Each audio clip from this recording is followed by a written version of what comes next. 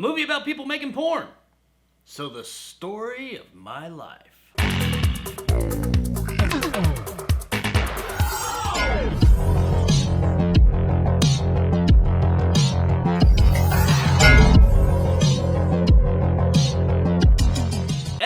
Gonna Give It To You is brought to us by director Ti West and stars Mia Goth, Kid Cudi, and Martin Henderson. In 1979, a group of young filmmakers set out to make an adult film in rural Texas, but when their reclusive elderly hosts catch them in the act, the cast finds themselves fighting for their lives. So X is a modern grindhouse genre flick. We got a group of people that are trying to make a porn out in the Texas country, and they rent the extra guest house on this old couple's land. We come to find that the elderly woman of this couple, Pearl, is a little bit frisky. And when Pearl don't get what Pearl wants, well, motherfuckers gonna die. And they do, in some really graphically horrific ways, but I will say that the vast majority of this movie isn't about all that. The juicy red stuff doesn't really start to flow until about the final third of the film, and when it does, believe me, it does flow. Everything leading up to that point, though, is really just set up for that final third. That and some interesting discussions about porn, that industry, and is it okay, is it not, is it really as bad as everybody said? And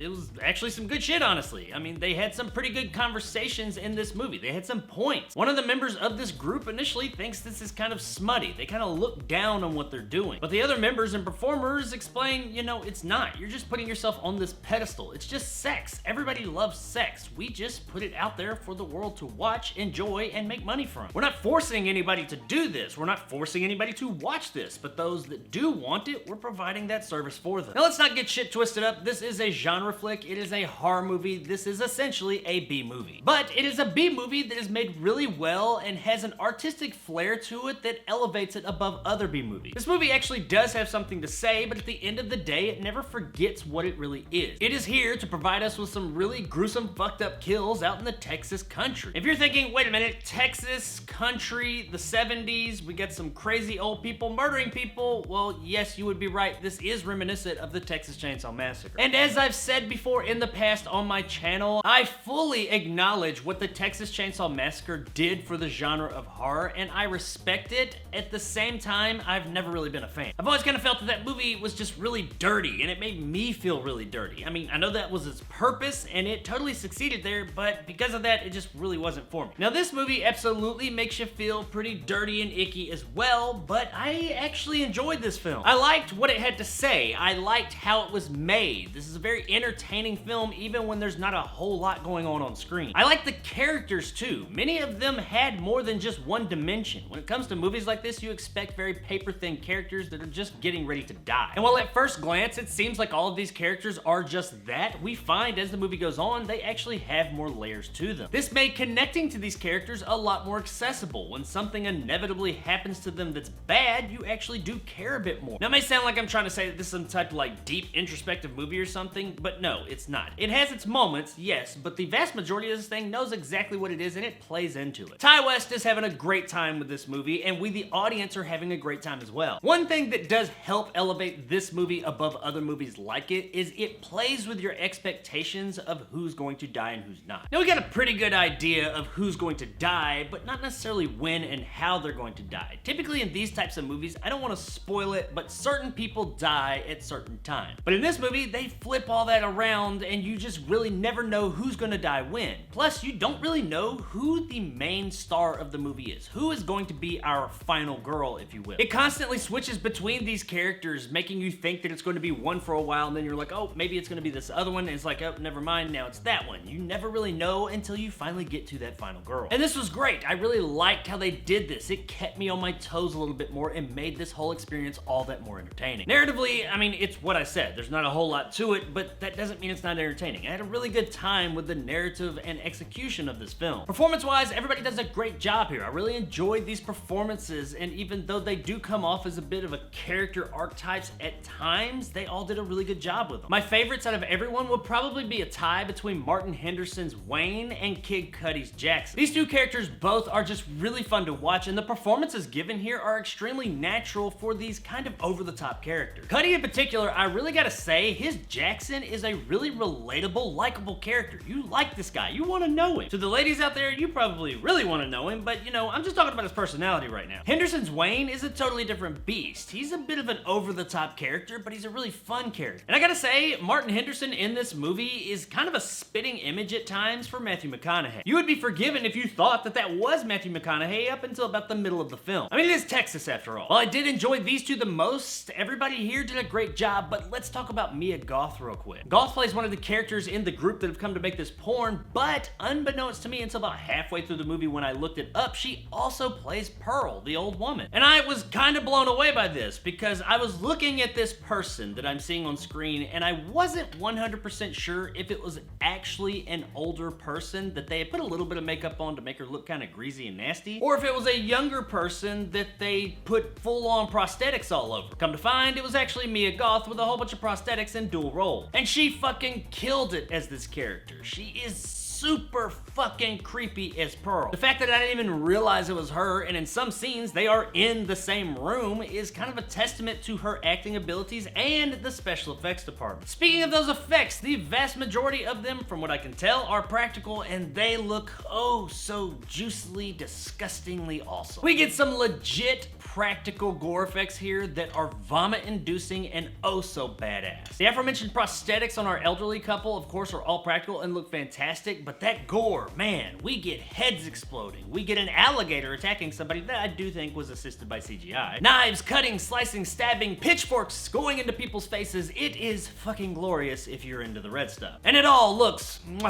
beautifully horrific. Guys, X was a really entertaining throwback genre flick that takes the tropes of that genre and flips them on their head. It's nasty, grungy, and it's gonna make you feel really dirty. So if that's not your thing, this ain't gonna be the one. But if you don't mind all that, you're gonna find a really entertaining story, some really great performances, and some epically awesome practical gore. This is a great little B movie that was elevated by its excellent execution and is absolutely worth a rent.